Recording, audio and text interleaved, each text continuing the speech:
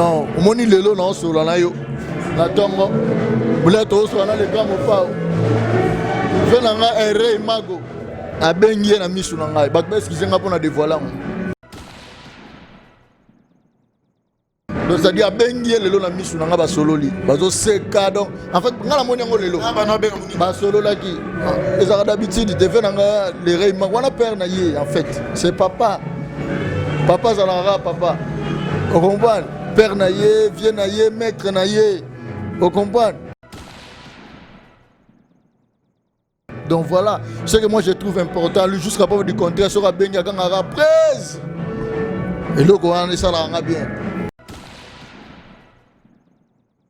Le local peut être d'aller à mon mon fils, donc il a la confiance. Donc rien à dire. Et c'est c'est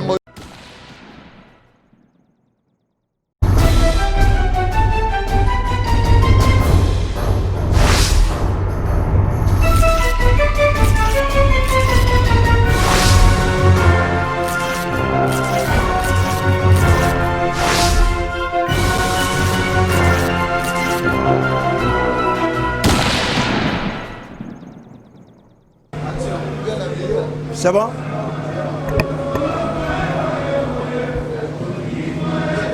Fidèles internautes, salut, nous sommes clébois.com, la chaîne d'actualité et d'information, ensemble avec les vôtres Bakali Prince, l'espoir de la presse. Nous sommes ici au siège de l'artiste ministère Kofi Olomide Kwada Koraman, patron du groupe Quartier Latin International. Alors, aujourd'hui, je reçois Merveille Rambo, avec qui on va parler avec lui. On va décortiquer la musique.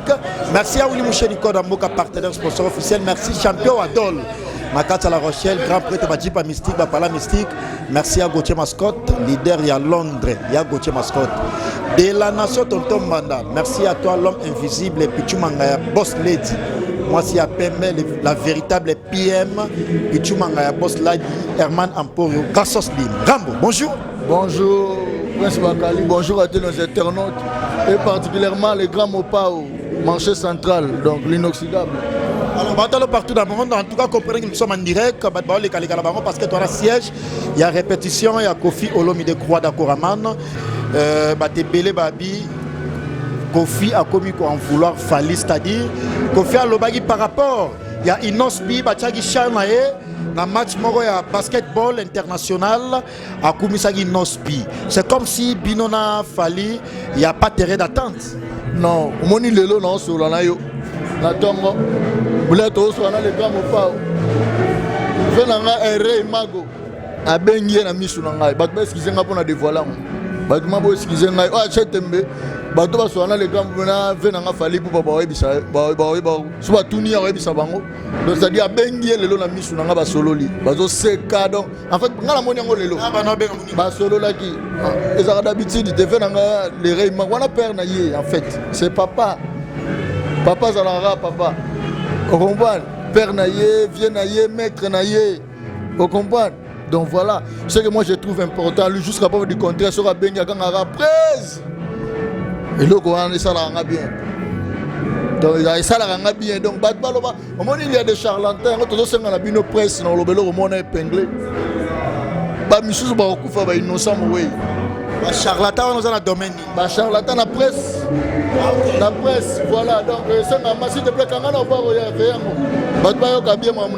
c'est très important. Très bien. La presse, la presse, on dit l'exception qui confirme les règles, les allants, ils ont raté. Mais c'est la bino presse. Prince Aline, les youtubeurs, il faut voir, il faut ça la analyse entre bino et bino. Et ça la bien, analyse faut ça entre bino. Pourquoi je dis ça? Parce qu'il y a des journalistes, au lieu de la vie privée dans Bango, ils s'attaquent à l'artiste.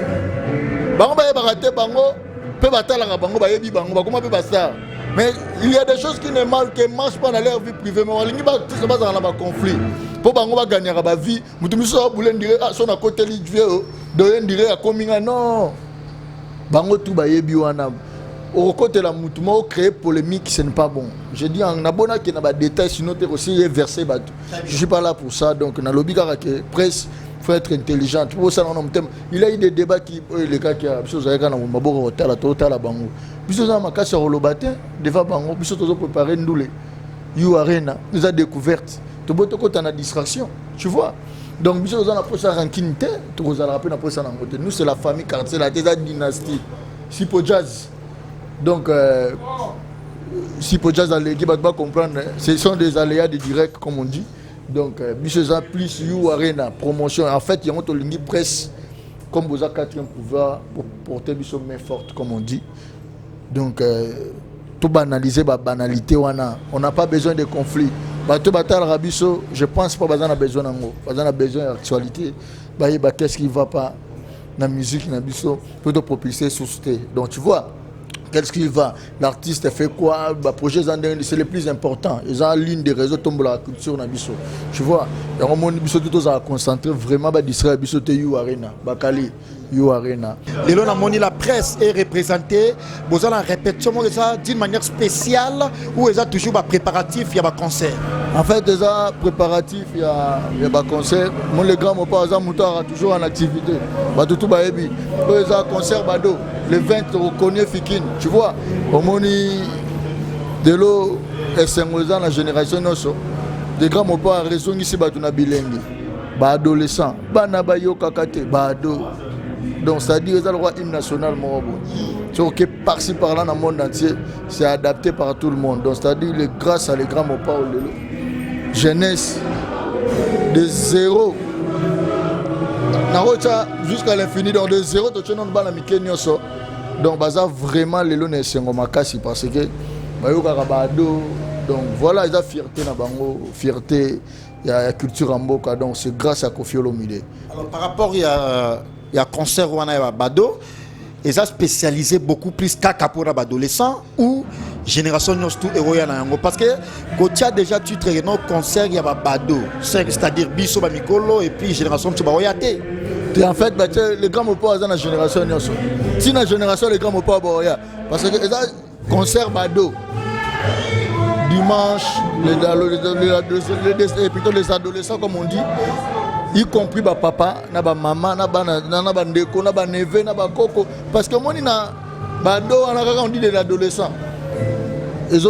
Parce que les grands mots pas fait danser même Bado, au-delà âge. Au-delà âge, donc c'est-à-dire 75 ans, 80 ans, il fait danser, surtout si général le tata mobile. Donc bateau bazora apte ya robina tina ba âge wana to rajeunir bango to benga bango ba adolescent na ba sens wana. Mais la chanson était bien définie pour les enfants des ados. Ayembela ki bango donc ba adolescent pas ça la bango plaisir. Donc voilà quoi. Donc c'était ça, donc c'est juste pour faire plaisir à toute génération. Surtout adolescent, c'est par rapport à la chanson intitulée Ado. Autre adolescent, mais concert, les grands mots va chanter du début à la fin. Donc voilà. Alors, Ramoto Sorta Moulaïté, parce que la télé c'est le temps, mais dis-moi, par rapport aux spectateurs en fait. Merci beaucoup. Sorta Moulaïté, par rapport à la production, après confinement, déconfinement déjà dans tous les 4 coins du pays, plus particulièrement dans la ville capitale de Kinshasa. Et Koffi Olomide est la première production déjà. Tout le monde va dans ma village Chentemba, va dans Gombe, dans ma place influente, mais tout le monde Koffi Olomide a bimi na cité, à qui na milieu périphérique, c'est-à-dire à qui a embêté la Fikine, concert d'une manière populaire et puis ça n'a pas prix abordable. C'est dit à quoi? J'ai dit que Koffi Olomide a un peuple nyonso, il y a couchara à tout à la couche nyonso à peuple. Donc banana peuple de Miniti jusqu'à la au sommité, à la jet set comme on dit, aux bourgeois. On comprend, donc ça juste rare au lac Sabatouké. aza mutu na bolinga mutu nyonso ata mutu aza na capacité ya futa $1000 $100 te $200 te mais azwa chance ya komona ye koyoka ye mwana ayembaka bana bayokaka te bado na ndako azwa chance ya kobina ngo elongo na ye mwana avandaka na lemba mwana en fait il voulait partager mon lelo la batiaka ba concert tout le monde a ba concert te ba betelaka bana ba 5 ans ba 6 ans ata ba yupi ba na âge moko bo mona ba bana ba 17 ans ba mata mais ce que les gars m'ont pas pensé pena bano ba 5 ans tu vois des enfants là de 5 ans ils chantent ba papa biscuit papa bonbon donc voilà ba roya wana vraiment bah vous allez merveiller en fait c'est la fête hein? C'est la fête les grands m'ont pas azam muto bino tout boyebi a mesana au la plaisir na ba nyonso donc voilà et on a bengi bino presse surtout bino ba responsable ba chaîne boy donc tozobeta yu arena pe tosenga soutien na bino donc soutien na bino ezala donc ezala bien. Merci beaucoup et ça la bien de mon temps vers la fin. Il y a un entretien avec la merveille Rambo. Yannick Mambeke l'impresario. Le nouveau-né est déjà là. Yannick Mambeke l'impresario. Merci. Wallace Makenge, le moine la commune à Kenya solo à l'étranger. Maman Emiline Zemba. Il y a tous pépélé à Mbetolo. Moi Noye aussi également merveille Rambo. Maman Emiline Zemba. Il y a tous pépélé à Mbetolo. Merveille Zemba. Voilà, merveille Rambo. Ce sont les aléas directs. Donc voilà. Et tout ça en direct, quand on a lié à répétition, on comprend Yannick Mambeke. Il y a Willy Pensien et les bailleurs de fonds. Il y a Willy Pensien et champion à Don à La Rochelle, président d'homme dans l'île Mokonza Lille. Et puis l'homme avec sa marque de vêtements béton, Christian Bobo. Merci à toi, Christian Bobo. Mais dis-moi, dans mon Lati Lokola, ex-collègue Nayo, comme patron et grand orchestre aussi également, Fali Poupa. Ah, c'est un moment sur le bon, on appelle ça. C'est les bisous. On appelle ça un botte, grand poète de Rey Mago. Bon, en fait, c'est la famille. Le grand mopa là, Tango. Il a fait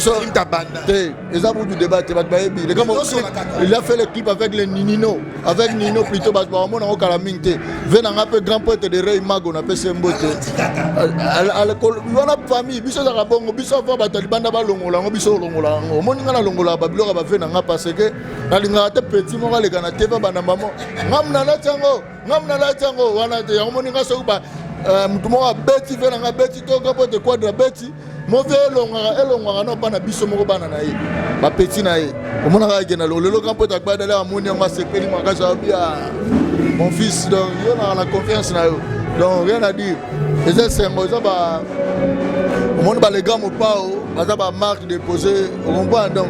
Soit là c'est normalement biso ba petit na ye. Donc voilà qu'on a nenga mabete. Ba yayo bazotala yo partout dans le monde ensemble avec Bakali Prince l'espoir de la presse, c'est un plaisir à trouver ya mayo. Message moko particulier na ba Kofi Fil au batalo partout dans le monde. Message que les Kofi Fil et Kofiette, ceux qui n'ont pas encore acheté vos billets pour le concert de You Arena, allez-y partout. La vente physique se fait dans tous les magasins, Fnac, dans tous les restaurants à Paris, par-ci par-là, en Champs-Élysées, dans les boutiques, donc voilà, dans des parfumeries, allez-y vraiment, achetez vos billets. Et ceux qui veulent avoir des billets sur vente en ligne, comme on dit, allez-y sur la suite de You Arena, Paris La Défense-arena.com. Donc vous aurez vos billets. Donc le 13 février, j'insiste, à ne pas manquer. Le grand Mopar à chair et en os et ses poulains. Honorable Cindy Leker, la plus belle voix que l'Afrique n'a jamais eu. Na point de Taliba Mastananga Bomba, de Taliba Gindala, quartier latin grand complet Rosala. Donc, Venanga Poupa mystique, les solistes endiablés à Rosala, on a donc deux fois que tout est. Donc, vraiment, tu sais, Bino tout, Boya vraiment, Boya Jouana, ils ont une bonne chose. Nabi qui va Tarangaï, va dédicace, presque Bakali, va Balanda Rotro, donc, mon niveau Nangaï, Kelvis Nko, il est roi Lion, la Pessimbo Tinayemoko. Adangumbu, première lettre à mauvais dans un grand poète, poison de Djobour Kaskasere, quand il sera pareil. Délégation South Africa, Kaya Kayamoucha, le grand maître. La Pessimbo Tinayemoko, Venangaï, encore et toujours, à Katanarate, Néné, Consalves, Ariké, la Pessimbo Tuteur Valentin, les Rodolphe Tumba, Venanga Sandra Gazali, ça, ça doit être donc. Et c'est le grand mot pas sur les années, tout n'a pas. Kalamine Tebazo dans sa congolais. Na ebiso to beta hymne national to ozwa mboko biso za ma grimace te batutu ba yebi Merci, on en parlera. Voilà. Merci. Pour plus de contacts, plus 243 99 72 77 467. Merci beaucoup, Prince Bakali. Merci Merveille Rambo de nous avoir répondu dans cette émission, dans cette invitation, j'allais dire, sur clébois.com. Merci de la nation Tonton Banda, patron de clébois.com. Merci Pichu Manga Boss Lady. Merci à toi. Merci pour Herman, Garçon Slim, clébois.com, RTNC, il y a ma chaîne, il y a presse en ligne, tout. Clébois.com, la chaîne d'actualité, puis d'information. Merci. Yaouli Mouché Nicolas Mboka. Merci. Champion Adol en 4 à La Rochelle. Merci. Ya Gauthier Mascotte, leader à Londres. Merci à toi. Yaouli Pensien et les bailleurs de fonds. Merci à toi. Maman Emeline Zeba, tous pépélés à Métolo. Yannick Mambeke, l'impresario. Clébois.com ou Salama Bandi. Merci également à toi, Nat, pour de belles images. Parce que Clébois.com, dans l'ensemble, c'est une équipe de la nation. Tonton Banda, Pichu Manga Boss Lady, Herman Emporio, Garçon Slim. En tout cas, nous sommes là pour faire du bon boulot. Et le boulot a bel et bien commencé. Continuez toujours à s'abonner parce qu'on va recevoir aussi Kofi Olomide Croix d'Akoraman. Il va parler à sa manière concernant tous ces programmes. Alors nous sommes là, vous allez voir aussi la répétition spéciale de l'artiste émissaire Kofi Olomide ensemble avec tout son groupe qui est Quartier Latin International. Merci et à suivre. Merci.